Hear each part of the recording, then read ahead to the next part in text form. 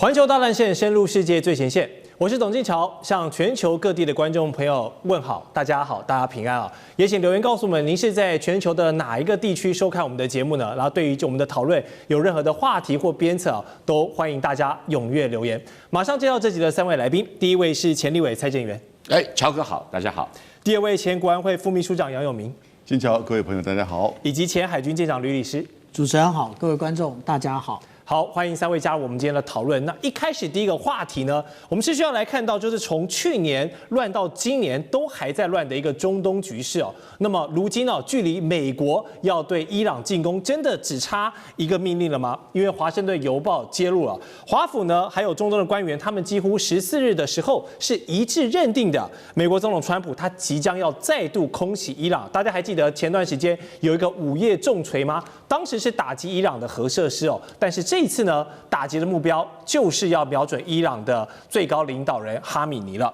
那实际的部署我们来看到啊，华府跟中东的官员认定呢，可能日前就是要动手，但最后一刻喊卡了。当时发生了什么事情？像是华盛顿就向盟国示警，船舰跟战机呢全面调动起来，还有卡达的这个乌代尔空军基地也收到了撤离命令，就怕一触即发，伊朗马上对这个地方展开这个报复的行动。然后高阶的安全顾问，你们也都别睡觉了，熬夜待命，川普总统的随时的掌控。结果最后大家都在看什么时候呢？伊朗会浮现火光。结果最后呢没有发生，因为有消息人士说，川普在最后一刻他收手了，他没有打。消息人士点破呢，这个关键就是美方现在评估之后，他们认为光靠空袭是没有办法彻底击溃伊朗的，没有办法造成一个政权的更迭。那么川普的主要目的呢，还是要瓦解跟削弱哈米尼政权，那出手就要达到一击必杀的这一个效果。于是呢，美国现在等待林肯号航母到位，那斩首行动还没有结束可能未来2到3周都还有可能随时发生。而伊朗方面呢，只回应了一句话，他们的总统说，如果你敢打哈米尼，那就是对伊朗发动一个全面战争，这个是没有任何讨论空间的。好，我们先请教舰长，现在等待林肯号的目的，安全牌考量是什么？那如果真的美国跟伊朗全面开战了，美军还可以像之前他们深入委内瑞拉那样子的这个兵毫未损，就直接把人抓到吗？跟伊朗这样真的打起来，要全身而退不太可能吧？的确是啊。那其实美国只要想要对外那个用武的时候，美国总统的第一个想象就是我的航空母舰在哪里。可是如果说我们看最新的一个有关于在中东的一个位置的话，对不起，一艘航空母舰都没有。那所以他就把原来在南海的这艘林肯号直接的调过去。可是林肯号，如果我们来看昨天的位置，也就是星期日的位置，其实他连新加坡都还没到，那他还没到新加坡，然后如果说我们来看这张图的话，他还要直接的跨过印度洋的话，对不起，那都是2个礼拜以后的事了。所以我们讲到说这个熬夜也熬了，披萨也吃了，因为其实在华府是有一个披萨指数，没错。那披萨也吃了，但是空欢喜一趟。但是刚刚其实主持人有提到午夜重锤这件事情也就是在去年6月的时候，其实它不止一艘航空母舰。那时候我们看到的，也就是其实有2艘航空母舰在这个在这个印度洋上，也就是卡尔文森号跟尼米兹号。那但是现在一艘都不烧。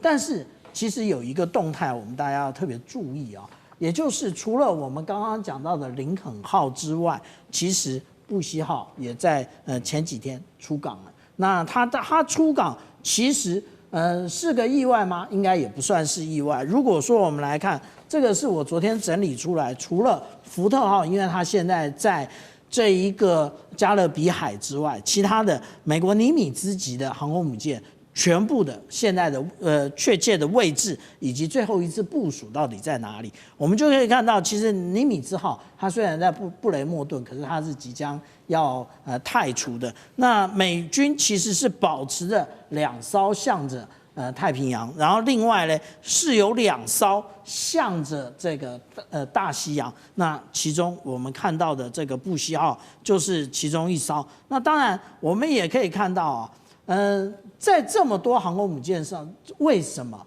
它好像如果我们这里标注的只是一个港口，例如说圣地亚哥的话，那就代表其实它并没有那个进行维修，它其实都是可以立刻生火待发的。那为什么没发？因为其实我们讲到，真正最重要的是大炮一响，黄金万两。是的，也就是航空母舰打击群一旦出去，那个消耗起来可是非常的可怕。那但是呢，我们来看到，实际上来讲，对于美国而言，那他在去年所发布的这一个国家安全战略，它其实已经慢慢的要淡出这一个中东了。但是他有特别强调，有关于霍姆兹海峡以及红海的部分，它要保持通航。那现在其实有关于伊朗的问题，就是霍姆兹海峡的部分。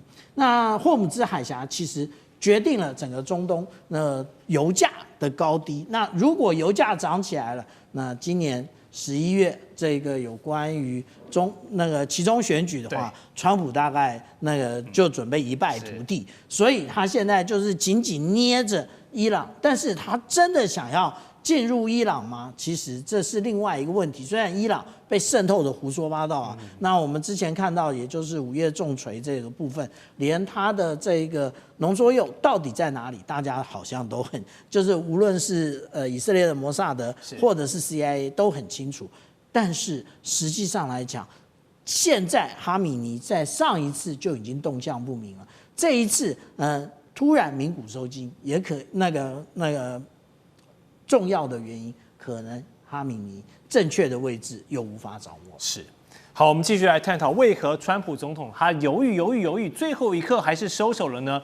答案可能就是2个字哦，飞弹。谁的飞弹？伊朗的飞弹。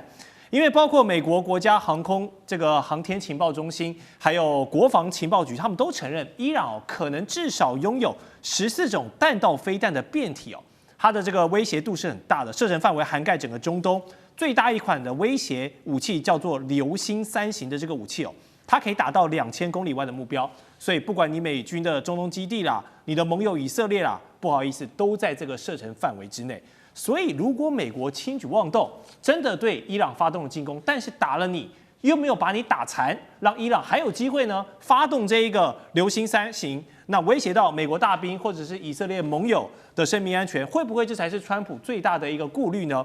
还有，如果真的如这个报告所说，伊朗拥有这14种弹道飞弹跟他们的变体，那现在等待林肯号就位意义还大吗？因为这个14号变体飞弹打过去，可能林肯号也在这个范围里面啊，拦不拦得住是一个问题。好，委员你怎么分析？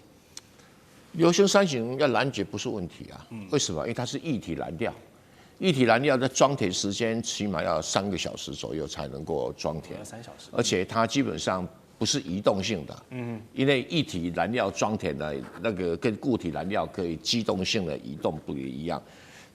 那美国如果有足够的所谓的标准3号导弹，这或者是萨德导弹，应该拦截这一款还没有太难，那只是量够不够而已啦，量够不够。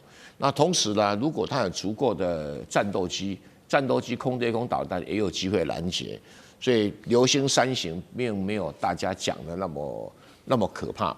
反而比较麻烦的是数量很多的短程导弹，那个比较麻烦一点啊。你用那么贵的导弹标型3型或者标6去拦截那个，似乎不太划算啊，不太划算。所以美国这技术问题了哈，美国要自己去考虑啊。重点是在于说，美国如果真的要打伊朗，应该是属于惩罚性的战争啊。什么叫做惩罚性的战争啊？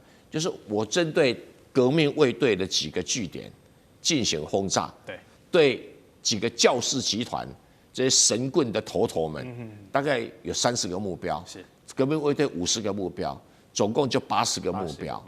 攻击这80个目标不是问题啊。第二个，他攻击什么？趁机攻击伊朗的所有的弹道导弹的弹药库。弹药库啊。那这个在伊朗的话，美军所知道大概有20几个地方。攻击这20几个地方也不是很难，但能不能完全销毁是一个问题。可是不必完全销毁，也可以造成重大的伤害。那除此之外，会不会再攻击核设施？不知道啊，不知道哈。所以他能够攻击的对象很有限。第一个，他并不是要征服伊朗；第二个，他要斩首行动又跟委内瑞拉性质不一样，因为委内瑞拉就要处理马杜罗的目的是他掌控委内瑞拉的石油，有委内瑞拉的石油，根本就不担心石油涨价。然后你伊朗又怎么样？现在怎么样不理你？那伊朗说如果哈梅尼被斩首的话，对，然后要发动全面战争。哦，这个伊朗总统就是光绪皇帝嘛，是啊，然后哈梅尼就是慈禧太后，是现在是满清末年，几乎是一模一样啊。那对于这个伊朗总统，他当然要讲个体面的话。当然，那如果哈梅尼被斩首了，最大的得利者就是他。为什么？因为从此慈禧太后的权力就归于光绪皇帝，他就真的当总统。他现在根本什么权力都没有，就是傀儡啊。因为伊朗这一套制度，这种神棍政权的制度是很奇怪。那伊朗真正问题不是美军啊，也不是以色列，这个都不是问题。伊朗不会因此而被打垮啊。那但是问题政权会被打垮啊，教士政权很可能这一次不行，下一次再来，下一次不行，隔3-5年再来，它就垮了。今天为什么伊朗会有这么严重通货膨胀？其实就是当时的跟以色列打那一场战争，以色列人家美国他有钱给啊，所以通货不会膨胀啊，控制得住啊。你伊朗谁给你钱？中国大陆不可能给你钱啦，俄罗斯不可能给你钱啦。所以你打一场战争，消耗一场战费，你的财政支出一扩大，通货膨胀就来了。那伊朗最大的威胁就是通货膨胀，就是货币贬值，这2个问题它不解决，它这个政权迟早会倒的，不可能不倒。哪有通货膨胀这样子的还能够存活下去？那你别看说，革命卫队发动了几万人上街头啦，什么这个怒吼那个怒吼，它都没有用，都没有用。老百姓如果是在通货膨胀底下民不聊生，他迟早要起义的嘛，就跟满清末年一样。好吧，这个起义镇压住了，那个起义镇压，一下四川啊，一下子浙江啊，一下子哪里，你根本弄不完嘛，一下太平天国，真的，对，几次折腾下来就挂了啦。这种落后的神棍政权，在现代社会里面，如果控制不了通货膨胀，一定崩溃。是。好，刚才蔡委员有提到，现在伊朗与其怕美国的飞弹呢，真的是要先稳住国内的局势比较多，因为已经各种抗议四处在燃烧了。但是川普他曾经多次对伊朗的示威者喊话：“你们坚持住啊，我们的救援就要来了。”结果呢，却是令人失望的，因为美国的援助还没有到，伊朗当局的镇压先到了。《时代》杂志就直击伊朗这些街头的人民怒吼啊，德黑兰的民众他们怒批啊，哎呀，被川普骗了，是把我们当炮灰了。那伊朗当局也趁着这波全面断网争取时间。你表面上乍看是为了压制民意哦，它实质上是要抓出美国还有以色列他们在渗透的这个情报网，包括马斯克说要这个力挺自由的声音，所以呢，他把星链调到了这个德黑兰的上空，让民众都还有网络可以用。那这些德黑兰的抗议热区民众虽然可以用呢，但是也被这个反利用，因为伊朗可以用这段时间哦，找出一整串的美以这个通联的节点哦，把这些通风报信的料杯啊，全部都发现起来。所以川普煽风点火，却没有真的跳下来下场支援哦。现在船还在掉，还要等待一下。那受伤的都是这些示威者，反倒给了伊朗来这个处理谍报战啦、反这个亲内鬼的这个战前整肃的一个机会哦。所以杨老师，你怎么来点评现在美伊这样子一来一往的操作？这一回合，你觉得谁占了上风？川普点火，这个是真的。不只是《时代》杂志，《华盛顿邮报》也这么指责他。是，因为你讲了1个多礼拜，说美军即将上路，你们在继续扩大抗议。对，继续闹。那虽然伊朗内部是断网哈，可是它有很多的外界的这些管道传送资讯进去，也从内部得到资讯。因为过去随着伊朗在1979年的革命，然后转变政权的时候呢，很多往外到西方国家的伊朗人组织了很多的团体，有就是民间的，有媒体的，也有政治性的。最有名的就是巴勒国王，然后呢，后来他的儿子接班嘛。对。所以相关的这个资讯其实进入到伊朗内部，也的确带去了川普的这个呼吁，继续抗议，我美军马上要来。所以的确是我觉得后来拖了这么久的时间呢，那扩大这是一个因素之一。但你说川普在这边点火，其实火不是川普点的，火只不过让这个火再继续延烧一阵子。那当然，哈梅尼后来说有数千人死亡，他如果说数千人死亡，我觉得一定破万，是可能10倍哦，真实数字10倍、哦，真实数字真的不确定，而且一定是这个几倍于此。但是怎么点的火？那刚才蔡委员讲的很好啊，那神棍政权呢，3个层面呢、政、经，还有呢领导人。他这个政治从1979年到现在的整个制度哈，就这种政教合一神权的制度，46年的下来哈，其实已经到一个临界点。因为所有的权力都集中在最高领袖，对，而不是在政治权力，他在军事、经济、官僚所有的政策一把掌控。革命卫队只是军事，但他也做生意，他也搞走私，到后来他就是被制裁。他所有的石油是革命卫队在控制海关走私的，那还有一个叫基金会，美元之为慈善团体，但事实上呢，大概伊朗每年的20%的 GDP 都进入到这些所谓的基金会，那在做各式各样的生意，那支持的教士集团，所以从何梅尼到哈梅尼，哈梅尼现在也就是36年了，所以他这整个制度哈，我觉得跟伊朗另外一个面，什么面？它有世俗的一面。他其实1980年就开始有选举，每4年的总统选举、国会选举，国会议员有290个，在196个选区，所有的提名人都必须要由最高领袖的委员会同意，是没错。但大部分不是同额竞选，也就是说会有一些政策上的差异，温和派、改革派，所以还算是有意义的选举，虽然不是真正西方式的这个选举，但长久下来，这种世俗化，的这个诉求跟神权政权、神棍政权，用蔡委员的用语，还是有一些，就当然已经到了临界点了嘛。然后更不要说他们贪污腐化已经到了这种地步了。那第一个政治场面，那第二个经济都很简单了。那你到这几年，因为战争，因为制裁，美国的外部因素，当然制裁因素也是造成他的困境之一。那然后呢，再加上他自己本身的贪污腐化，经济严重的就是这个问题。那1美元大概现在已经来到150万，里亚尔。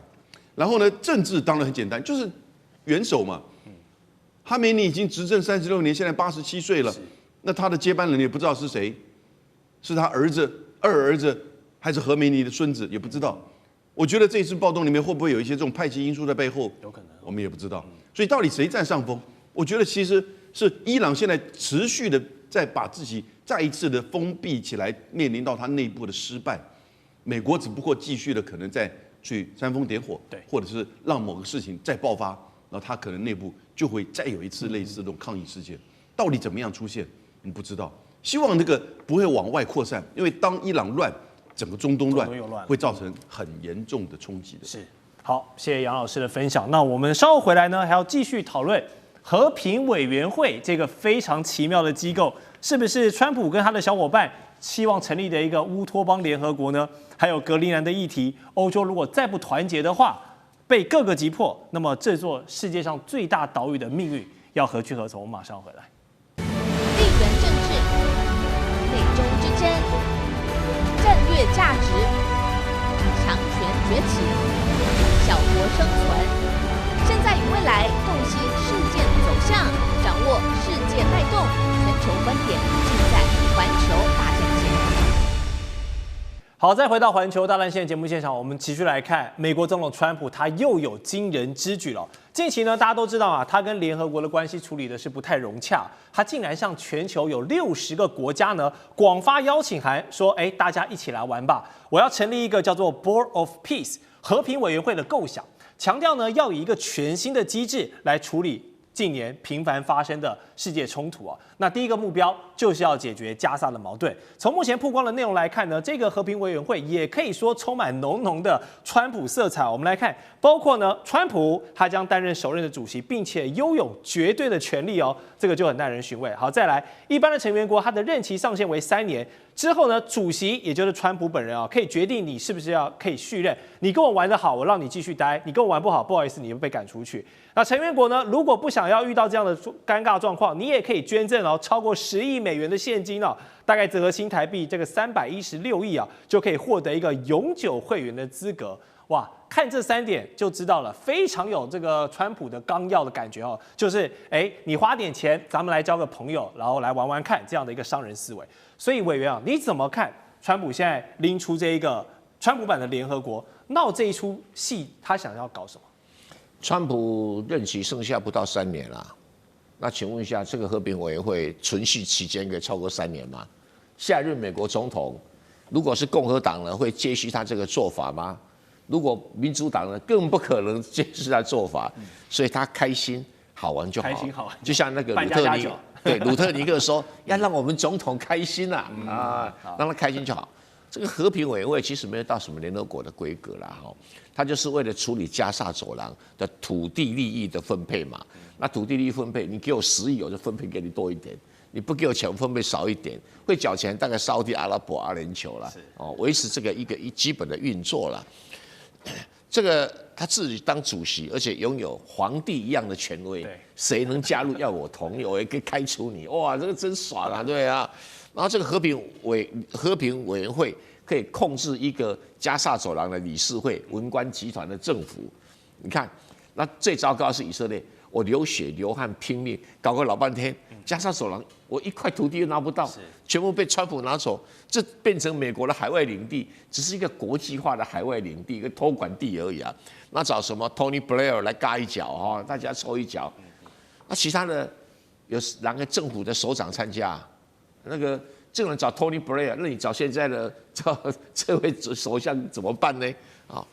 所以啊，这个是一个川普在捞钱的一个机制啦，那他的目的就是说，我如何来处理？他可能3年内真的会把加沙走廊处理的有模用。我经常喜欢开玩笑我说川普干别的不行，搞土地一把照，老本行，老本行。这加沙走廊的土地问题，他处理起来比谁都好熟练。他要钱啊，他又不想美国出钱，所以呢，就是一个10亿收一收，够了啦，真的也够了那够了，问题是，那川普卸任以后，和平理事会主席还是他吗？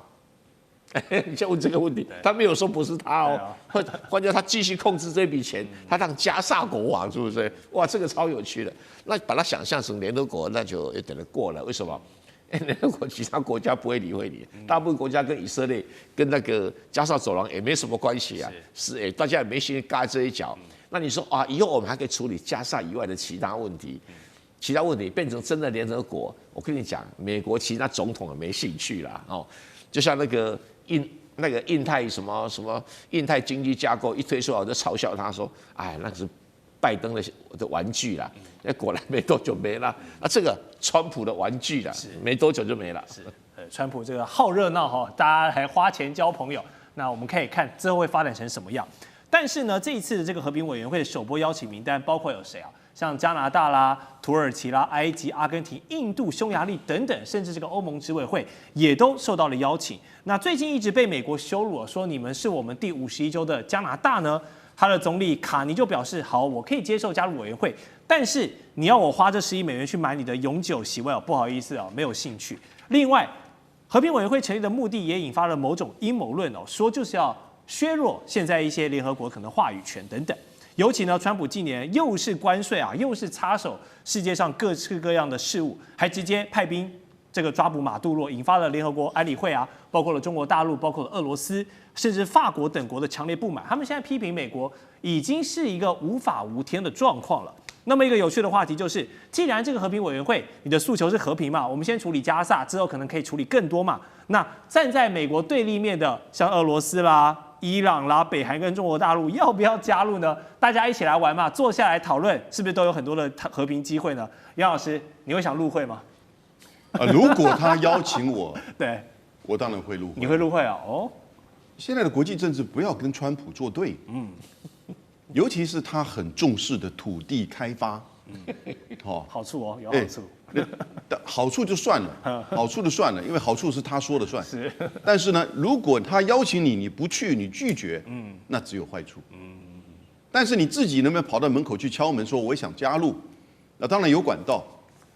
我在想有一些国家可能也有表态，但不容易。是，但是他是不是真的能在加沙处理问题之外，变成川普的维持国际安全或者是国际秩序的这种联合国或者是联合国安理会，不要想得太多。基本上，我觉得他就是在处理加沙问题。也许在这个机制里面呢，将来碰到中东的相关的问题的时候，也可以用，因为加沙的稳定牵扯到就是它的房价，对，它的这个工程，然后呢，加沙的稳定会来自于中东的稳定、以色列的稳定，所以你知道，这就跟一个铆钉啊钉进去哈，让以色列的情况跟中东、跟全世界在地缘政治、在就是金钱以及房地产开发多个层面更进一步的龛嵌在一起。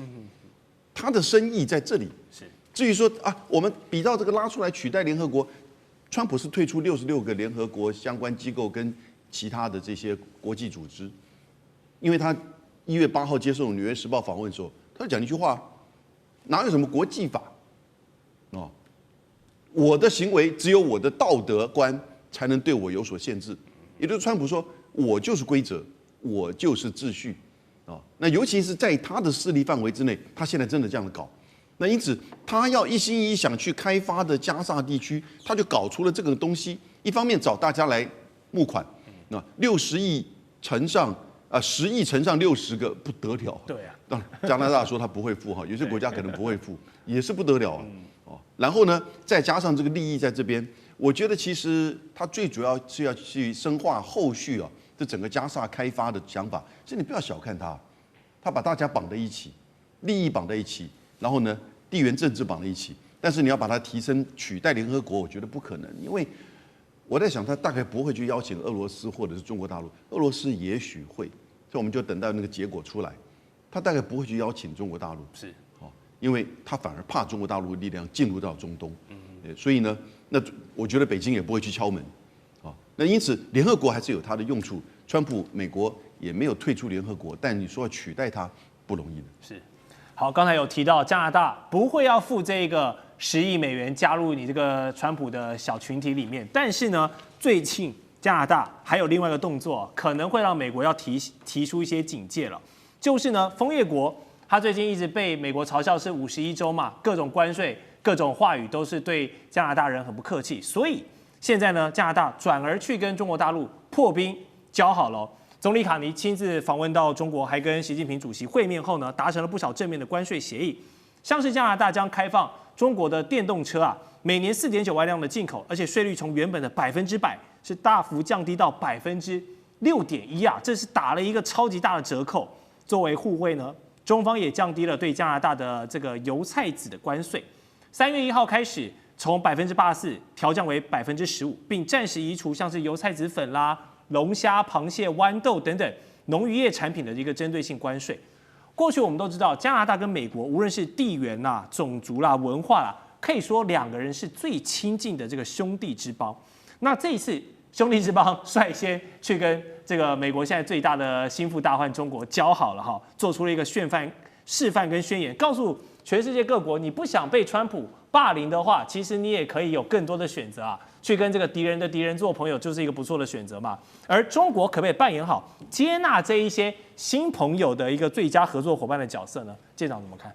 我们先看啊，刚刚这个和平委员会，东亚有一个多山的那个小岛，它会不会起心动念去加入这个国际组织？而且川普本人可能他也想捞钱，然后他也想创造这个模糊，甚至他想要牵制中国大陆，他会不会也同意了？这个是值得观察的。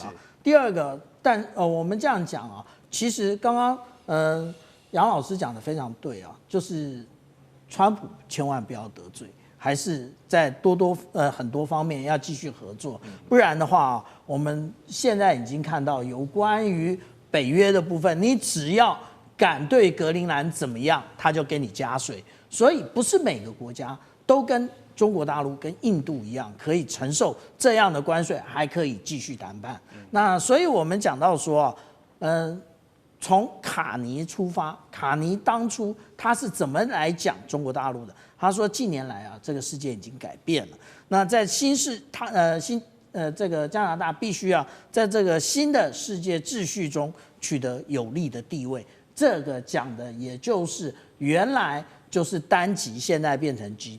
的一个状况，也就是加拿大当初跟美国肝胆相照，结果惹来的就是第51州的肝胆俱裂。可是我们来看啊，相对于美国之外啊，这一个加拿大跟中国的贸易到底是如何？其实我们讲到两个国家的交好与否啊，其实背后的支撑都是贸易。如果说我们来看2015年到现在2024年。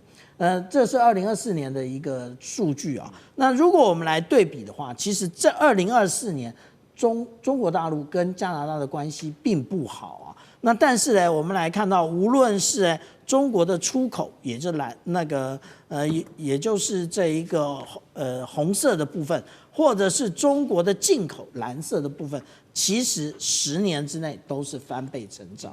在这翻倍成长里面呢，其实包含的项目非常多。我们看到中国大陆其实它出口的项目，也就是我们一般所看到的中国大陆的强项，也就是有关于电子产品啊、纺织品啊，以及这个衣服、鞋类之类，都在这个位置。可是我们看到中国大陆进口的是什么？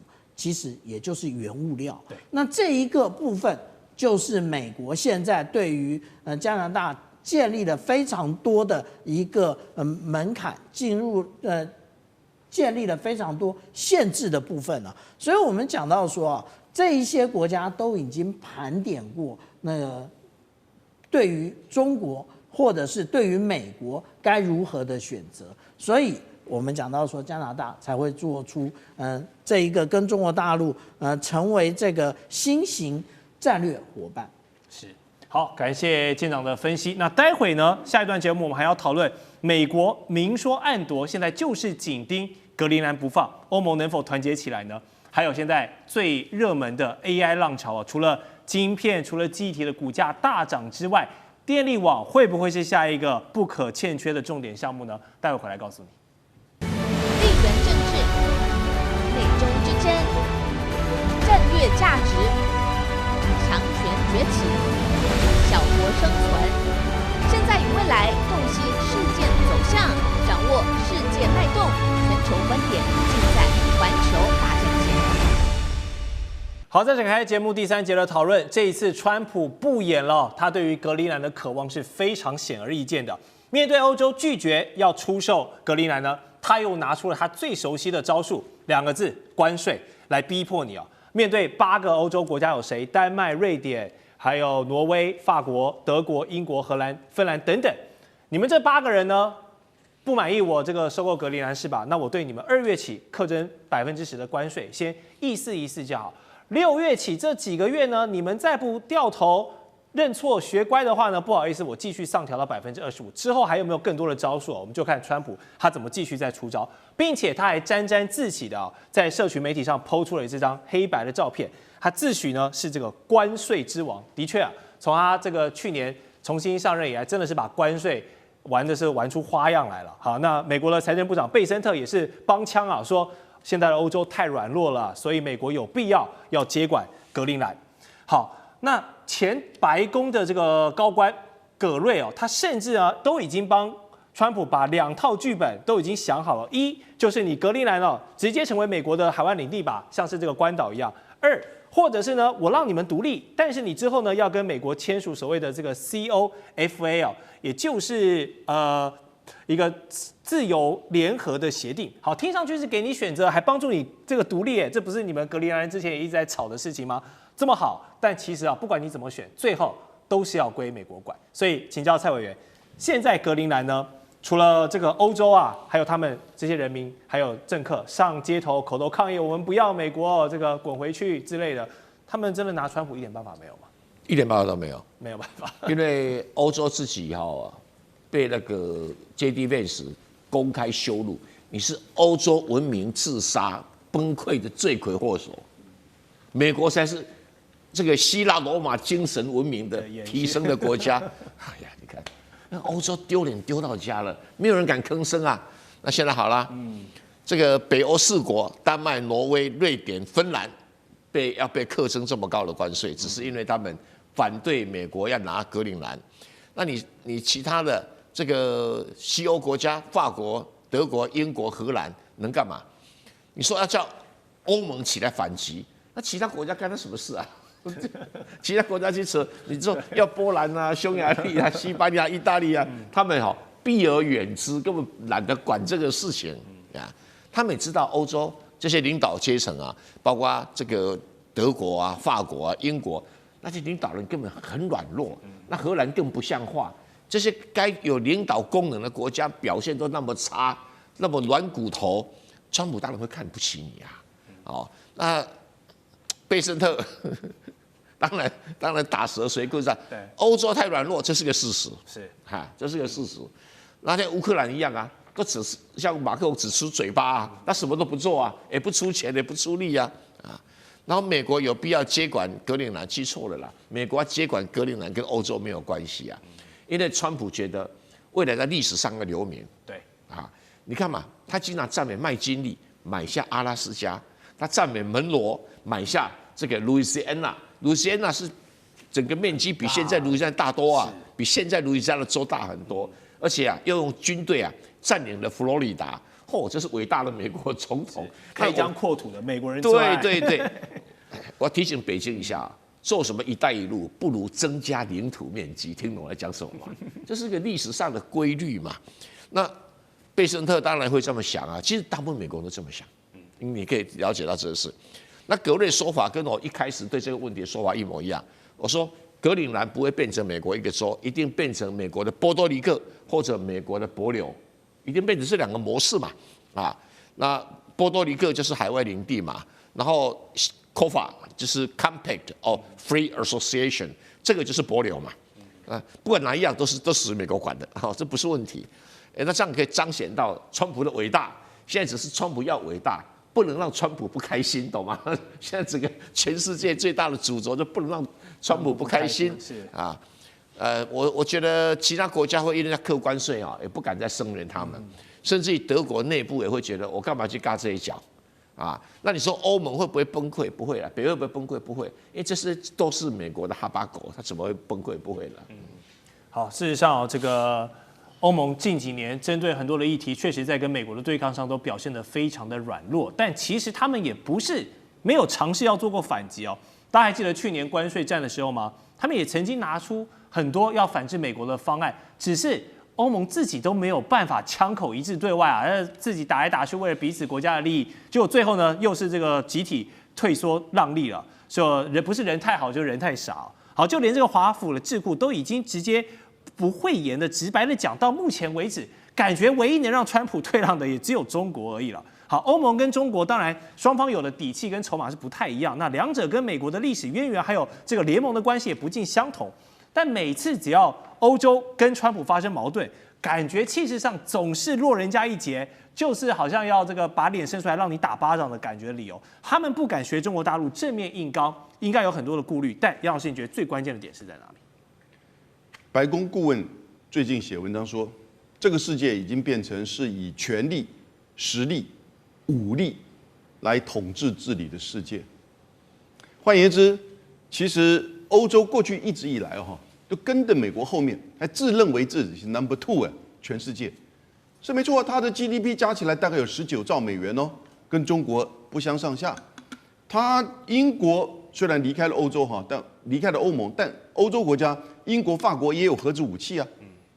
问题是欧盟就不是一个国家，而且它建构了很多一层一层的官僚体系，反而使得很多的决策这个缓慢，也没有办法去代表这些主要的国家。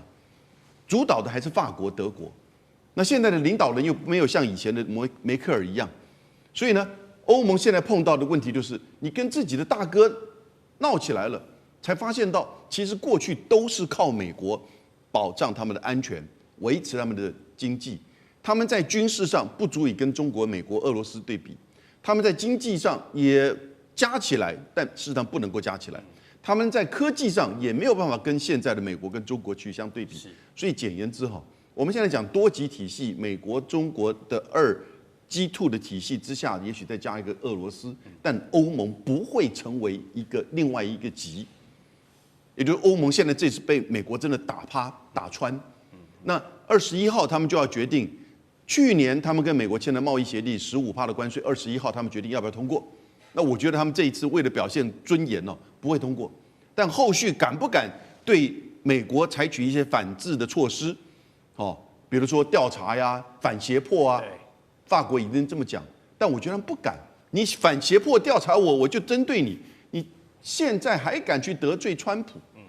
那丹麦不可能卖掉格陵兰，对，因为跟以前不一样。丹麦曾经在1917年卖了就是维京群岛2500万美元卖给美国，但这次为什么不能卖？因为格陵兰老早已经取得自治的地位，在2009年他们取得了，他们可以举行公投独立，虽然目前是没有这么做，对，所以他不可能卖，哦，因此呢，最好的方式就是格陵兰自己公投，那川普当然大钱撒下去，公投下去，是不是看他们能够独立，或者是加入美国成为欧洲的一部分？那个时候的欧洲啊，就会完全被看穿、被打扁。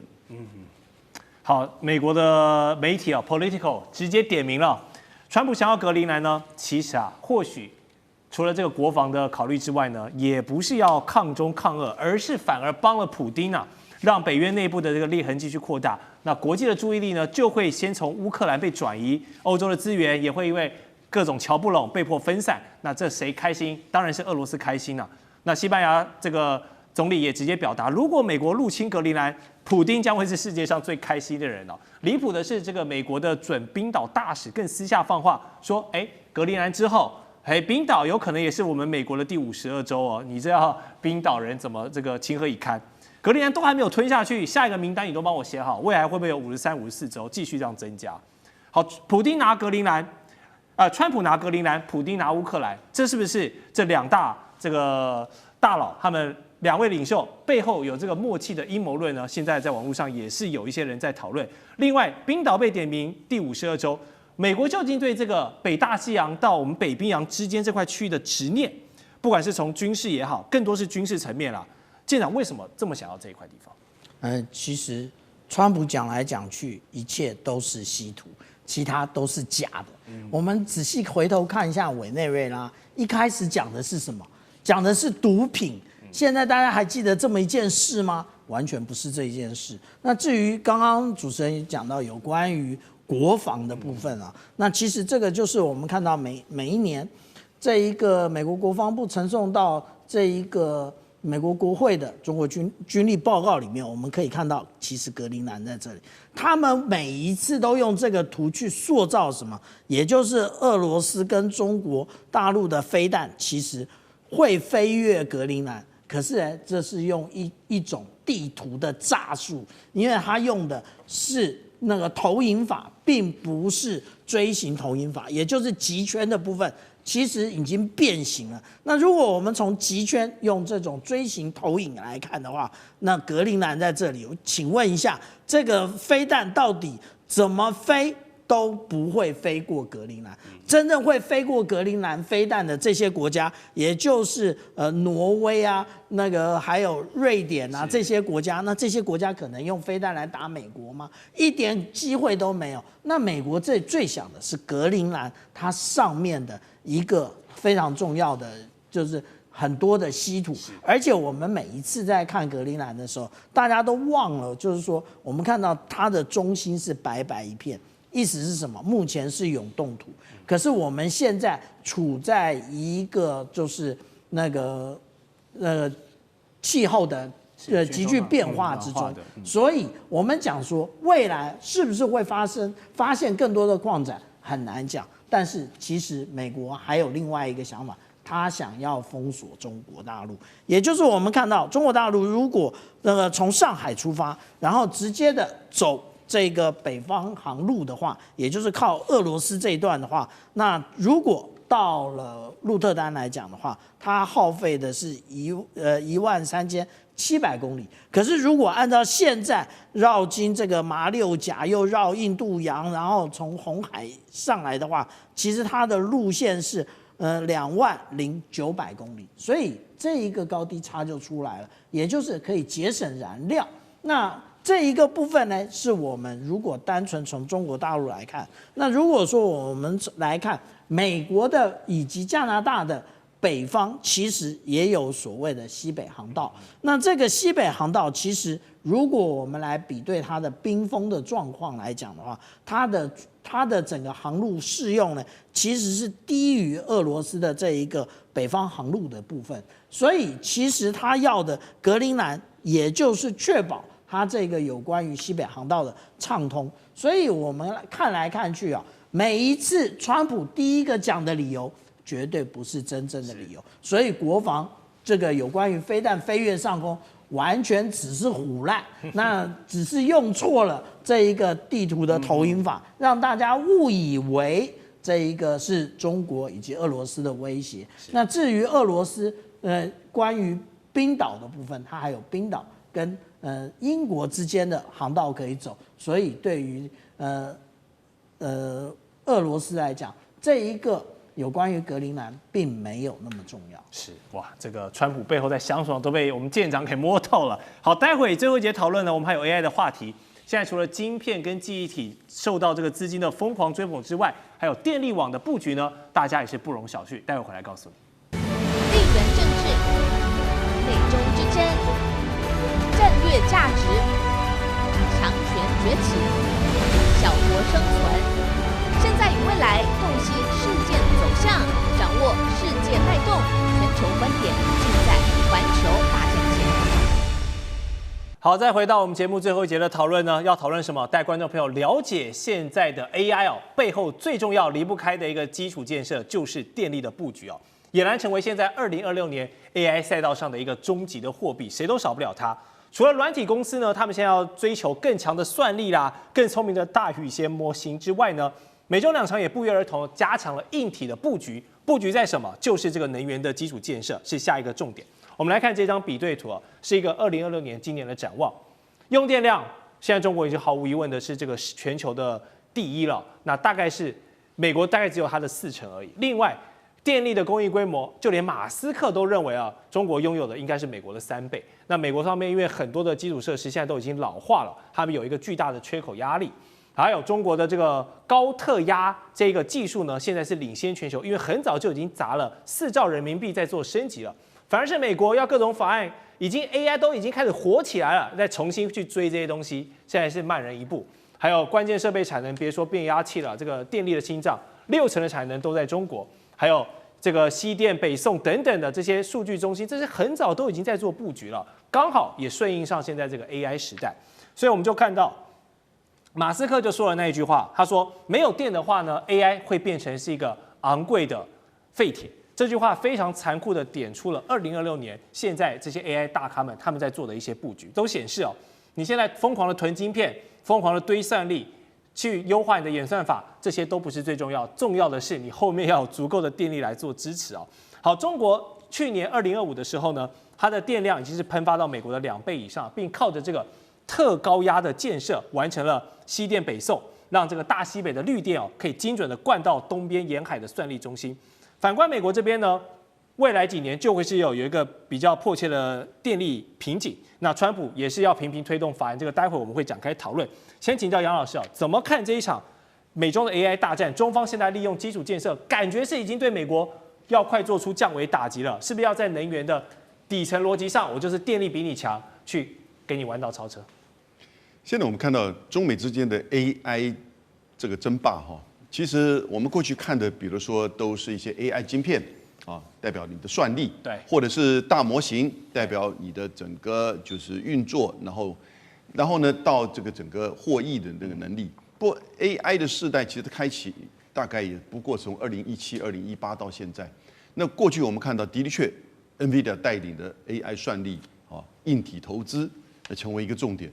但当你开始要做全面性推动的时候，发现到那电力是个关键了，就刚好17号，好，也就是前2天，中国大陆的国家能源局就公布了一个数字，也就是现在在2025年，它整理中国大陆整个用电量已经超过10.4兆度，那这是第一次超过10兆度，好，然后是美国的2倍之多。美国在去年的整个用电量来到了4.5到4.7兆，那可是呢，是欧盟、印度俄罗斯、日本4个国家总和都还不到10兆度。是，所以以中国一个国家，它的现在用电量都已经可以支撑到超过10兆度，而且未来不是有5年计划吗？是，哦，那这5年计划从26年到30年，它预计要再投入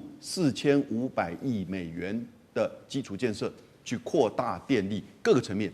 我们所知道特别有名的是在内蒙古的许多几百座的，就是风力、太阳能的这种整个相关的设施。哦，那这些呢，都会是将来中国在电力上的优势。那他们现在预估，中国大陆在2030年投资了450亿之后，在现在的基础上，已经领先人家那么多。到了2030年，中国整个备用电力可以来到400吉兆，而是2030年整个 AI 产业所需要电力的3倍以上。那个时候大概只有需要到120吉兆。是，哦，就当然各国都分开了。所以也就是说，以基础设施而言，在电力的层面，中国绝对是它的优势，在支撑不管是各个产业、制造业，包含 AI 的资料中心。好，大家还记得去年的关税大战啊？这个中国一度被美国拎出来重点打击，好像杀鸡儆猴一样，开出了各种不切实际的这个关税数字。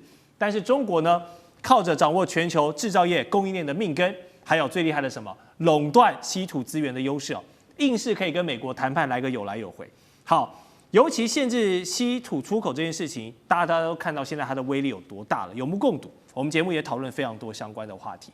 我们大胆假设一下，如果在之后 AI 时代电力完全变成一个大缺口的时候，中方握有的变压器变成了一个新的稀土，中国有没有可能把这种新的电力供应链变成它制衡全球 AI 发展的一个战略武器？这就很有意思喽。电力加储能，这都是中国的强项，变成一个组合拳，有没有办法开发成为继稀土之后中国的第2个杀招？委员，其实不用把它想象跟稀土那么厉害了，它比大豆还厉害。中国不买大豆，美国就已经鸽子上不能动了。这里面的电力系统也分成几块。第一个在发电厂方面，发电厂又分成核能发电厂跟光电发电厂。那美国不跟中国大陆买光电板，跟谁买？哦，这是第一个就卡住了。第2个输配电线，那输配电线的这个过程里面，中国大陆的特高压是直流电。那直流电可以长途这个运售，美国没有这一套技术，那要不要跟中国学？中国学都要只要买中国的直流电变交流电，交流电变直流电这一整套的变压器。变压器还有从高压变低压，低压变高压的这种变压器。光这个变压器，中国大概产量占全世界应该快要80%吧。那小变压器当然中国也有了哈。小变压器这个美国可以在东南亚扫货没有问题，但大型变压器目前大概只有中国有。那这是变压器方面。那变压器啊，把电送到了各个算力中心，接下来还有一个问题啊，储能。那储能是一定锂电池，对啊，因为这个电不会直接送到算力中心，先送到储能设备。有点像我们大楼里面哦，会把水先送到楼上的水箱，再下来。从来没有人就直接把水接到家里面来了，没有这种事啊！哦，所以这个储能设备就是那种屋顶水箱的功能。那储能设备谁生产最多啊？中国大陆啊，锂啊这些东西啊，电池啊，中国大陆生产最多。所以美国这方面的供应链啊，离不开中国大陆。那你说完全不跟中国大陆买，跟日本、韩国、东南亚买，可不可以？